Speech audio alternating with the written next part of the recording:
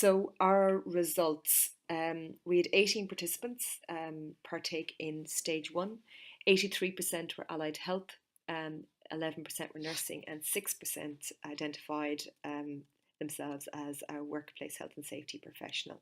As a result of the demographics of these participants, everybody would have essentially had some kind of, possibly some kind of WHS role. Anyway, whether they were allied health nursing or not. 83% had 11 years experience, and we felt that was important because the aim of a Delphi study is to get quality knowledge, and we felt it's not quantity knowledge, it's the quality. So we felt that although there was a low number of participants, recognizing that 83% had over 11 years, we felt that represented some good quality information. 94% were female, and again we had those 29 criteria after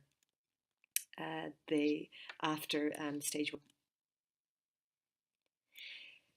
Again, in stage two, of those 29 criteria, we wanted to ask the question of the minimum requirement for a care receiver to display in order for a care receiver and the caregiver to be safe in this process.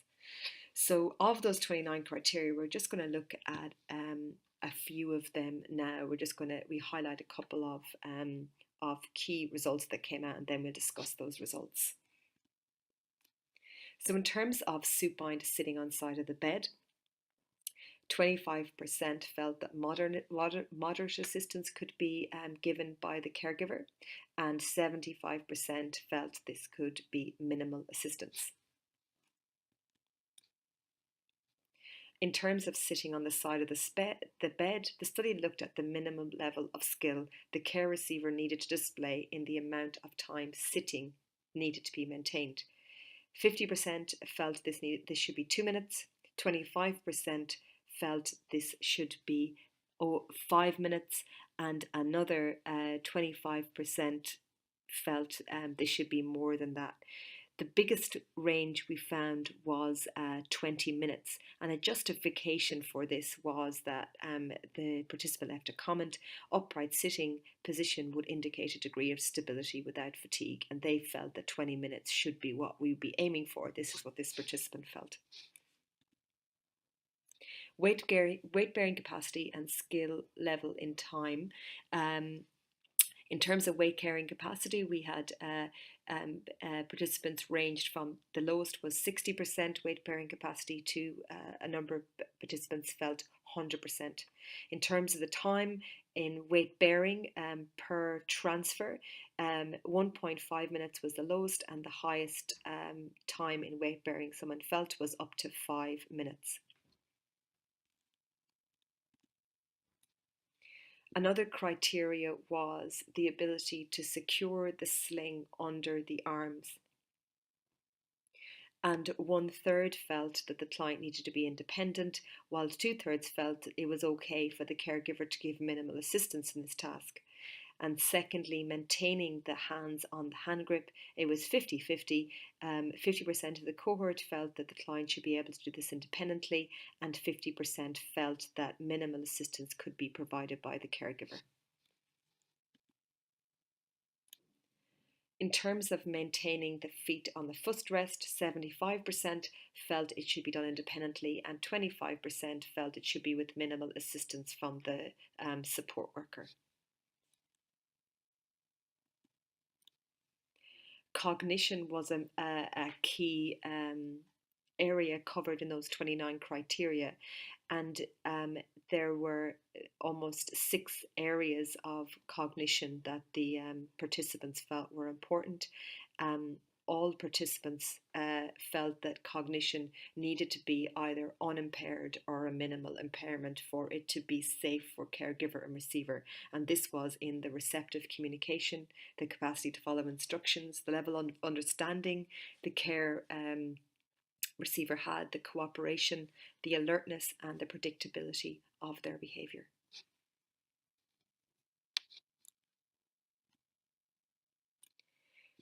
So, our study sought to start a conversation on some guidelines as to the skills a care receiver needs to display for a standing hoist to be safe for care receiver and caregiver. There was a couple of results we felt that were worth discussing um, uh, on the level of data that we have at the moment. Firstly, the lying to sitting transfer. Essentially, it matters and it's part of that standing hoist transfer. 75% of participants feeling the support worker should only give minimal assistance during this transfer. A really nice study was done by Frey and Higlett in 2016, and they discussed this lying to sitting transfer as something that can be perceived as not really significant by the caregiver, but in fact it's quite hazardous. They found that a traditional roll to sit on the side and the bed transfer applied between 171.9 to 263.2 newtons on the spine uh, when you help a range of small to larger clients. They found the addition of a 30-degree raise on the bed reduced this to from 111.2 to 151 newtons, again using a range of smaller to larger clients. This study points to the fact that abilities, either in the form of care receiver capabilities or a mechanical aid for that first 30 degrees, can reduce the pressure on the back extensively. Another interesting finding from the study is that participants felt that between 1.5 and 5 minutes of standing was needed on behalf of the care receiver to be able to use a standing hoist safely. Standing hoists are at times advocated by allied health professionals as a form of almost rehabilitation in the home, with that idea that if you don't use it, you lose it. I I guess that recognizing that 1.5 to 5 minutes per transfer is not a significant exposure to standing when you add it up per day. I'd really like to to further explore what is that tipping point when exposure to standing is enough for it to be rehabilitation. What levels should we be looking at, and are or should standing hoists with the assistance of a caregiver, is that ever going to be enough to actually continue rehabilitation at home?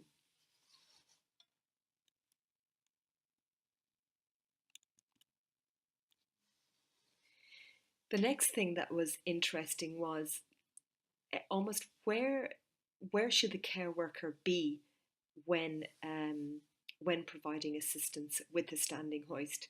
25% said they should be providing assistance with the feet, 50% felt with the hands, and 63% felt assistance with the sling. And I guess within that debate on standing hoist, we need to be looking at where is the critical points where a care support worker should be giving assistance and therefore transferring that independence in certain specific tasks to the client, because the care worker can't be everywhere. The next, I guess, area for discussion is this idea of informed consent. There were 6 areas of cognition that the participants of the study felt were important for use in a standing hoist, and we may perhaps need to have some discussions of, is informed consent needed for use of a standing hoist, and what clinicians feel is appropriate in this area. As discussed at the beginning, our aim is that the prescription of standing hoists increases, but with clear guidelines as to when they are safe and unsafe. We feel the end result of this study offers an opportunity to therapists to paint a picture for participants, family members, and support worker as to what safe and unsafe in a standing hoist actually looks like. These guidelines are not only for prescribing therapists, but for the care receiver, the family, and the caregiver, who are all equal partners in this relationship. These guidelines could provide some realistic expectations for people that are objective as opposed to um, are objective as regards the function they need to use to standing hoist, and then they may be used to manage the risk of falls, but also that emotional and stress that can be involved in removing a standing hoist from somebody.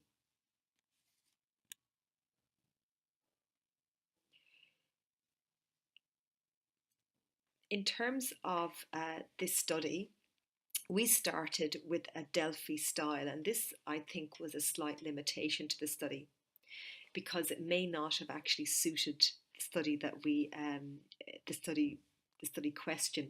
So Delphi is predominantly a qualitative method, and we felt that after the first stage of that Delphi study, we almost needed to go into that qualitative research mode quite early, and this isn't really with the ethos of a Delphi study. Um, whilst we got what we feel was a quality response rate in that first stage, there was a poor response to the second stage of the study. And because we picked the Delphi study, one of the guidelines of Delphi would be that uh, you have to keep with the original participants of the study. Hence, the 19 people who participate in stage one, we only could re-ask those 19 people to participate in stage two. We couldn't ask it for the whole of the association again. So we feel that we could have got some better responses if we had used a different study method. So, in conclusion, our study sought to determine the skills a care receiver needs to display for a standing hoist to be safe for care receiver and caregiver. And we feel the research we have done has created a list of criteria that can be discussed and developed. We feel it provides a framework by which to continue the research and ask other professional groups to contribute their thoughts so we can get some robust data. We feel there are some great opportunities to create some key partnerships with industry to further enhance the quality prescription of standing hoists for our care receivers and our caregivers. I'd like to thank you for your time and listening today. And if any of you required any further information, don't hesitate to contact Emma on her email here or myself, Aideen, on my email at riskmanage.com.au. Thank you.